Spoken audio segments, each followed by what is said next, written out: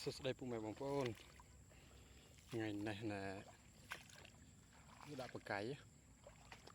សពដងដាក់ថា50ពេលឥឡូវដាក់ជិត100ឥឡូវនេះយើងដាក់តាមស្រែលិចទឹកនេះប្លង់យើងចាំមើលថាយប់នេះយើងបានត្រីខាំឬអត់ទេតែទឹកនេះវាទៅតំណងដែរមាត់ត្រីជិបសម្បូរគុណទៅយវ៉ាអញ្ចឹងយើងចាំតាមដានមើលទាំងគ្នាថាវាទៅយ៉ាងណាបាទសូមអរគុណហើយតែប៉ុណ្ណេះមិនដឹងមិនវាងាប់រហូតពីរងាប់ទាំងពីរមានតាក់តូចឲ្យលោកមុំស៊ីពោះ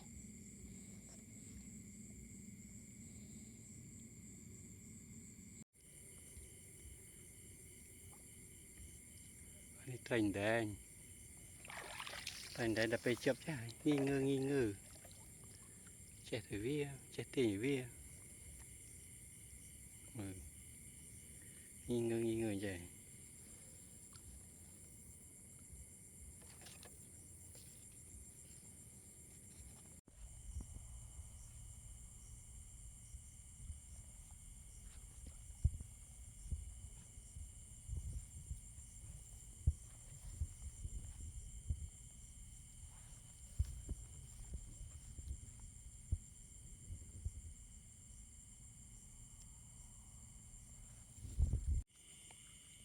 មានសមិទ្ធផលមើលម្ដងបានខំនេះ